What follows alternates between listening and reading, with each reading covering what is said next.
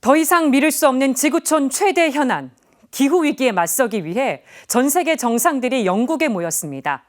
문재인 대통령은 2030년까지 온실가스 배출량을 40% 이상 줄이겠다고 약속했습니다.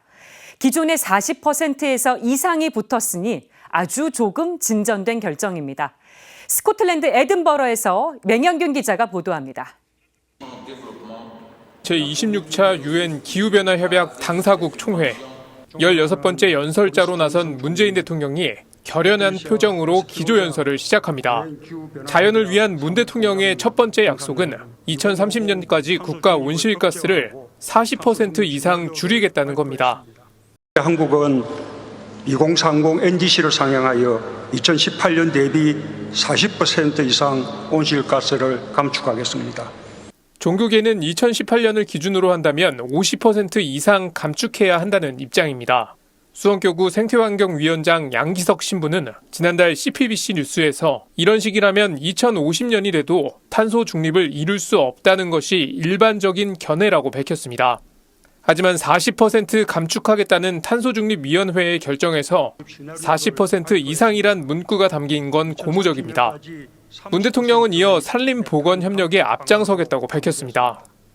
나무를 키우고 산림을 되살리는 일은 기후위기 대응의 중요한 해결책입니다. 사막화를 막고 접경지역의 평화를 정진시킬 수 있는 방안이기도 합니다. 그러면서 남북한 산림협력을 통해 한반도 전체의 온실가스를 감축해 나갈 것이라고 덧붙였습니다.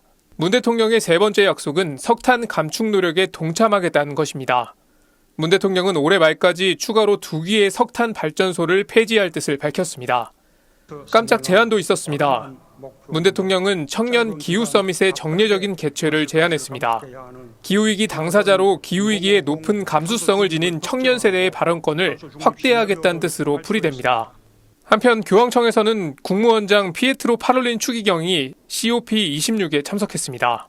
파롤린 추기경은 오늘 기조연설에 나섭니다. 프란치스코 교황은 직접 참석하진 못했지만 COP26에 기대감을 나타냈습니다.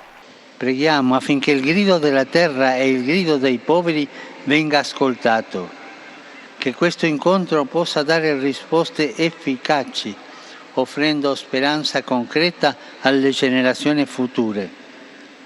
인류 공동의 집 지구를 지키기 위한 약속을 한 각국 정상들, 인류의 운명을 좌우할 수 있는 여정이 시작됐습니다.